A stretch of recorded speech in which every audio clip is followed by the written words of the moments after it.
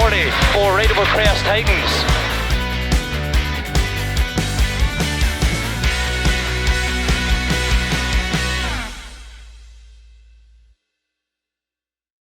Here we are then, the final round of the British Historic Rally Championship, and it would once again head for Yorkshire. The Friday night, as usual, seeing the crews rallying in the dark and the atmosphere of Dalby Forest. Fastest over the opening stage of the rally then would be Matthew Robinson and Sam Collis. Slim surprise there. They do have a bit of a moment in the stage, getting away with it, ready to fight in the morning with minimal damage. No real issues to report for Steve Bennett and Ocean Owen. They were loving the night stage, lying in second place for now. One heck of a showdown for the Historic Rally Championship this weekend. No less than 5 crews here with a chance of taking the title. Adrian Hetherington and Ronan O'Neill would be in with a chance of that title. They were going okay, but were having a few small moments that they'd need to tidy up. It was third place for now, but they would need to improve for a fight for that championship tomorrow. No issues to report though for Simon Webster and Jez Rogers. They were chasing hard, getting through the day in one piece, but they felt that they weren't committing well to the corners. Doubly hard, of course, in the dark. They end the day with 4th place. And for Barry Stevenson, Wheeler and John Pickervance, it would be 5th. They were finding it slippery like many others were too here in North Yorkshire, but they get to the end of the first day with a good position going into day 2 of the rally. A bit of early attrition when we lose Joe Price and Chris Brooks. They get through the day, but a lead had come off the distributor cap, losing 5 minutes on the opening stage and opting, as a result, not to start again on day 2.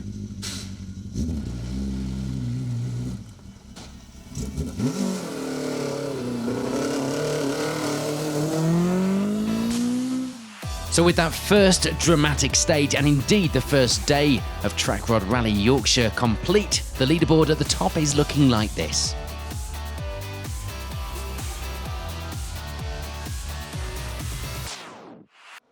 On to day 2 then, and back into the familiar daylight. And there'd be no change at the top of our leaderboard, with Matthew Robinson and Sam Collis still leading the way in the category and overall.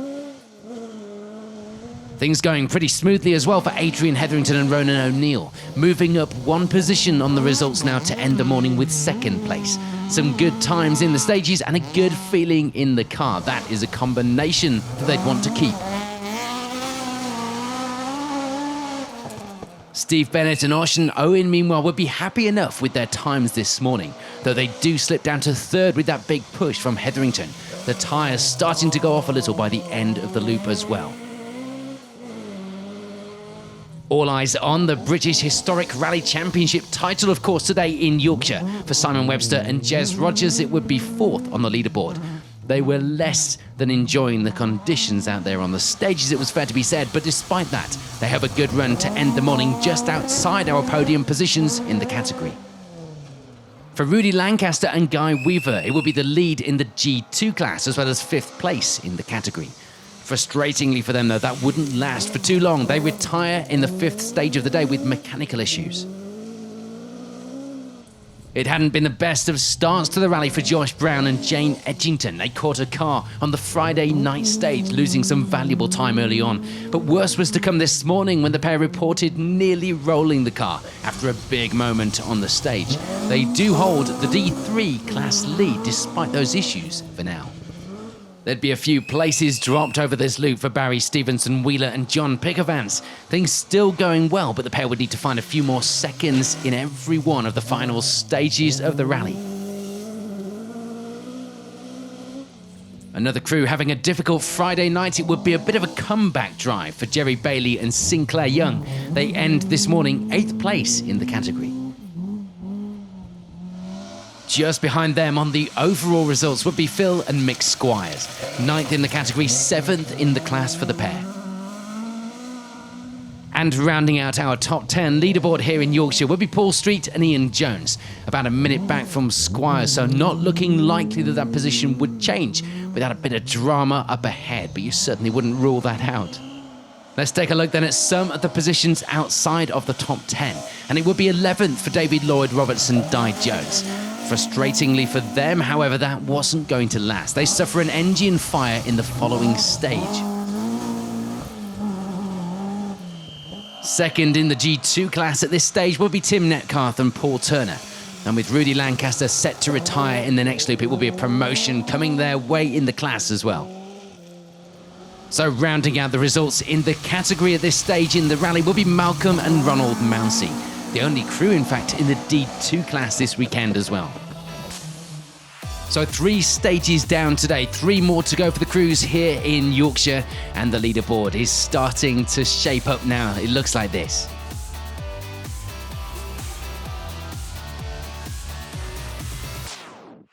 On to the final stages then of Track Rod Rally Yorkshire, and indeed of the 2019 British Historic Rally Championship. Let's take a look now at the overall results, and there'd be no change for Malcolm and Ronald Mounsey. They of course then, with that, take the D2 class victory, rounding out our finishers overall. There would though be some change for Tim Metcalfe and Paul Turner. As we'd expected, they take the G2 class victory, moving up the order with retirements up ahead as well to take 10th overall. No dramas to report. It was all going to plan for Paul Street and Ian Jones. They end the rally with 9th place in the category, 8th in the highly competitive D5 class. For Phil and Mick Squires in that class, it would be 7th. The pair also ending the rally 8th place overall in category 3. No more issues to report for Jerry Bailey and Sinclair Young, meaning that they could keep putting in those good times, ending the event with a strong 7th place in the category. Things had finally gone to plan as well for Barry Stevenson Wheeler and John Pickervance by the end of the day, ending the final round of the season here with 6th place in the category. Quite a smooth afternoon for many of our crews after the weather settled down here in Yorkshire. The same could be said for Josh Brown and Jane Edgington. A good afternoon for them, no problems to report. They make it to the end of the rally in one piece to take the D3 class victory as well as 5th in category 3. Let's not forget though, this round was all about that championship fight, and for Simon Webster and Jez Rogers it would be 4th place overall. But would that be enough? Importantly, it was. That result this weekend enough to bag the pair the championship victory. Our 2019 British Historic Rally champions here on the final round. Let's move on to the overall rally podium positions then, and it was a puncture for Adrian Hetherington and Ronan O'Neill, showing them some bad luck and dropping them back down the order a little. They do climb back up the leaderboard a bit by the finish though to take that 3rd place overall and in the class. For Steve Bennett and Ocean Owen, it had been a good run this weekend, and indeed this season, ending the rally 2nd place in the points, and a great way to end the final round and the year on a high.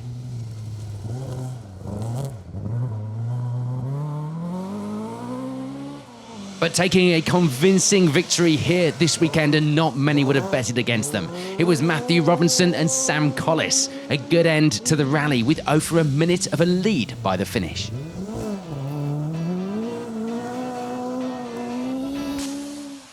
Here's your confirmation then of the results here at the final round of the British Historic Rally Championship for 2019.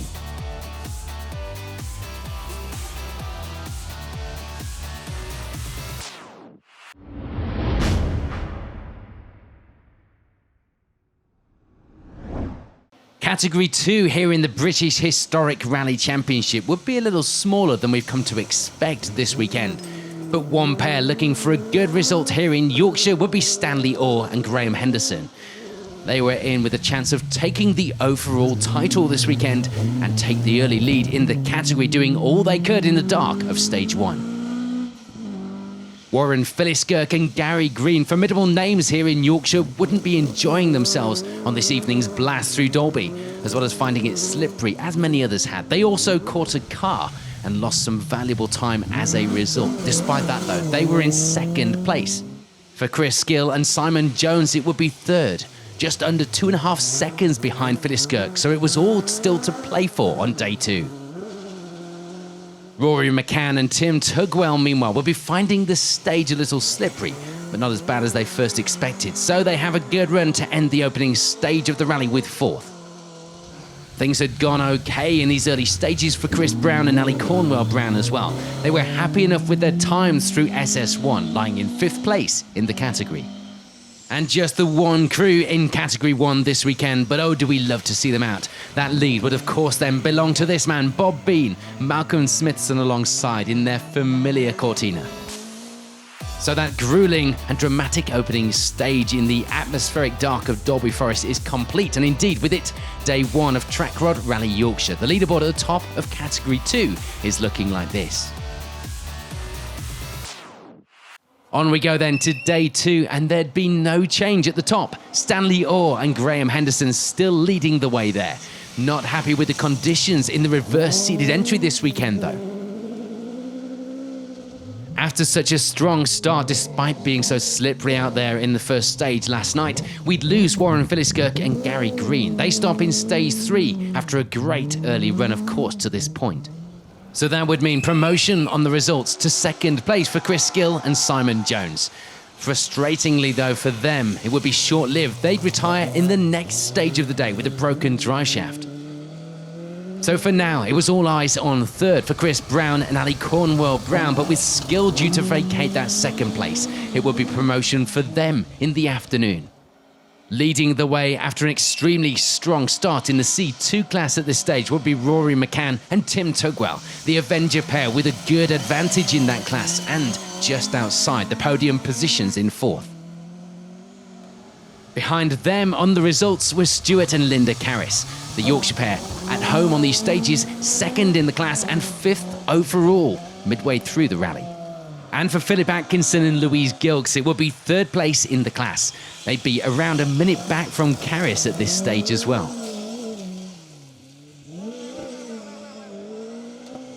There's drama though in Category 1, despite only having one entry in that class. Bob Bean and Malcolm Smithson retiring in dramatic fashion, rolling that Mark 1 Lotus Cortina out on the 2nd stage of the day. We're midway through Track Rod Rally Yorkshire then. There are 3 more stages remaining for our crews. Here's how the leaderboard is shaping up in Category 2.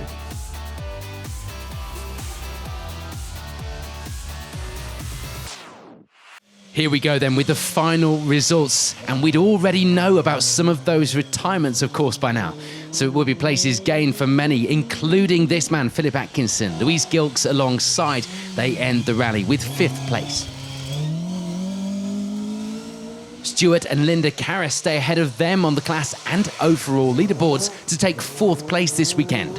A good weekend of rallying here for the pair on their home event. On to those podium positions then, and of course there's a championship hopeful among them. It will be 3rd for Rory McCann and Tim Tugwell. They take the C2 class win this weekend as well in that Avenger.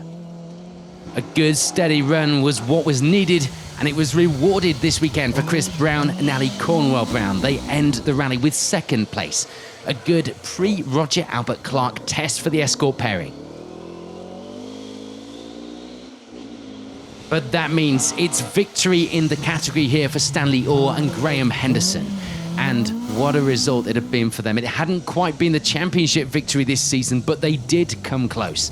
They take 2nd place in the overall standings, away from what had been a very successful season in that Mark 1 Escort.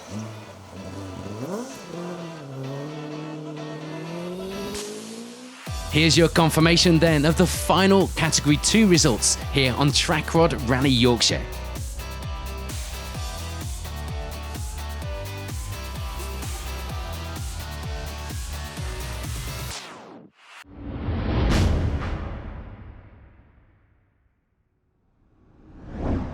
After a supremely entertaining start to the season on the opening 3 rounds, the 2019 Pirelli Welsh Rally Championship would head to Welshpool for its annual visit to the Plains Rally. Over the morning stages, it would be the early lead for Scott Faulkner and Gareth Parry, and a good lead it was as well. They open up a minute's advantage over 3 stages, a strong position to be fighting from for the afternoon. 2nd position would belong to fellow Class N4 runner Russ Thompson. As usual, Andy Murphy alongside. Frustratingly, with things not going their way in the morning, it could be a case of consolidating that 2nd place to the finish, but we know that is not exactly how Thompson and Murphy do things.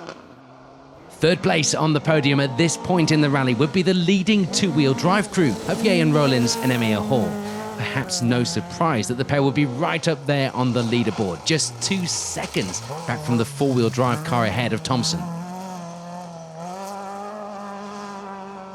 Moving on from the podium positions then, and it would be 4th overall for Richard Hill and Patrick Cooper, the Subaru pair leading the way in the W13 class as well.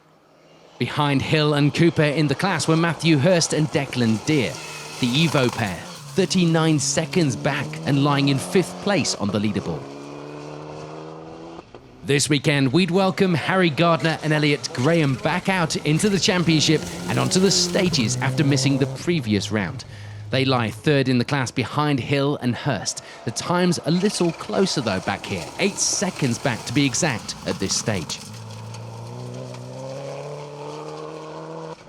And it would be a good start in the W6 class for Andrew Davison and Tom Murphy. They lead the way there, as well as lying in 7th place overall in that Sunbeam. Callum Black and Michael Gilby would be as expected, putting in a great performance as well. They lead the way in the W3 class for now, with a good advantage in the class as well. For Owen McMacken and Lee Taylor, meanwhile, it would be 9th place on the leaderboard. The Escort pair lying 2nd in the W12 class as well at this stage, behind the flying Ian Rowlands up ahead. And rounding out the top 10 at the end of the morning stages would be Wood Utting and Bob Stocko. The Subaru pair 3rd in the N4 class as well, behind our 1st and 2nd place overall crews. We're midway through the Plains Rally then here in the Pirelli Welsh Rally Championship. It's a hotly contested leaderboard and it looks like this.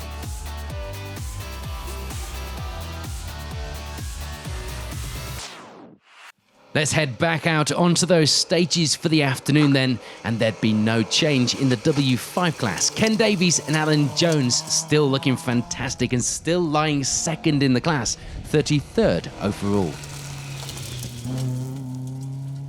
Indeed, no change either for Emily and Elliot Fritalik, 32nd of our finishers, and of course taking that W2 class win. For Ron Morgan and Tudor Jenkins, it would be the victory in the W5 class. A comfortable margin by the end of the rally as well, but that didn't mean that it had been an easy run this weekend. Those results not quite telling the full story of those stages. As expected, the gaps were a little too big for Martin Walters and Marie Fletcher to gain any more positions in the W4 class. They do, though, end the rally 3rd in that class as well as 28th on the leaderboard.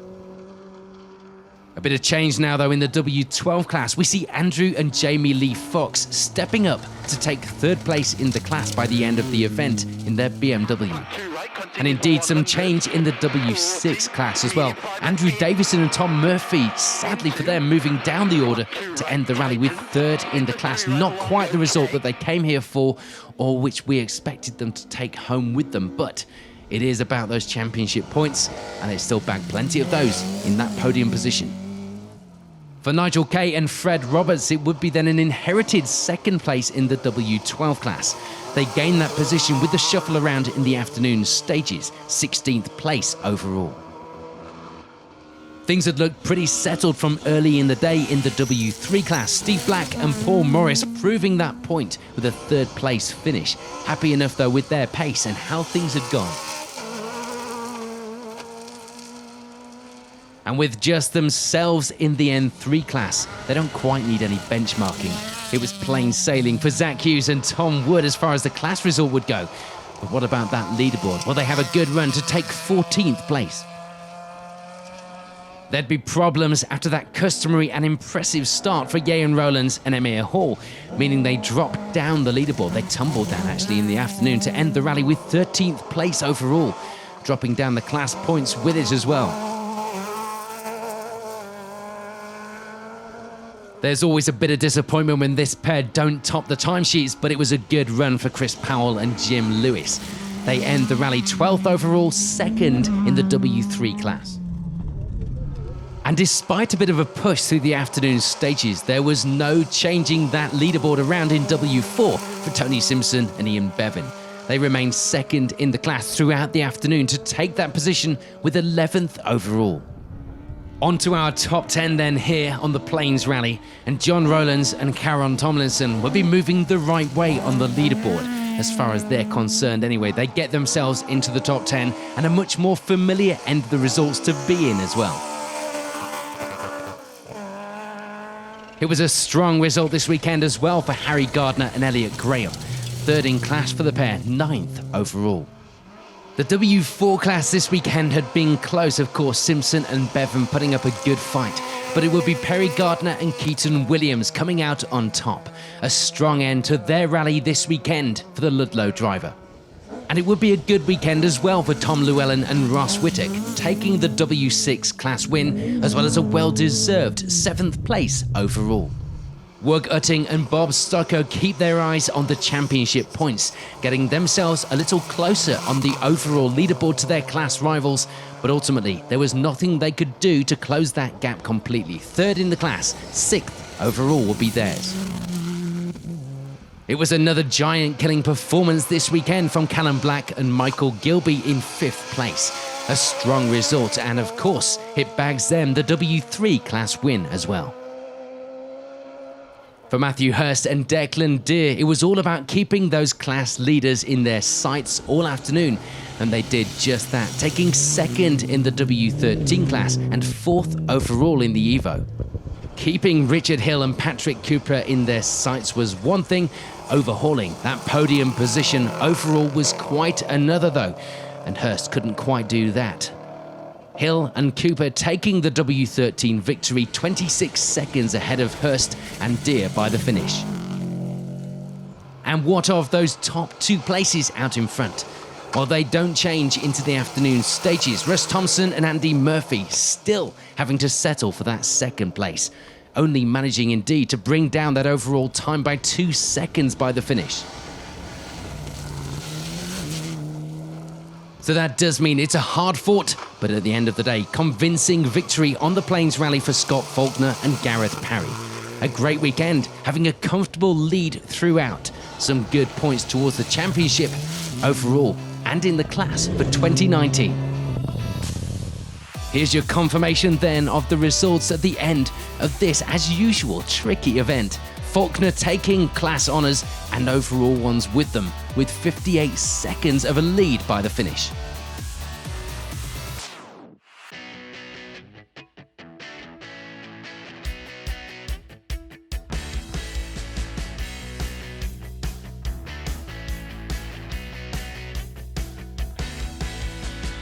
Care 40 for Rateable Crest Titans.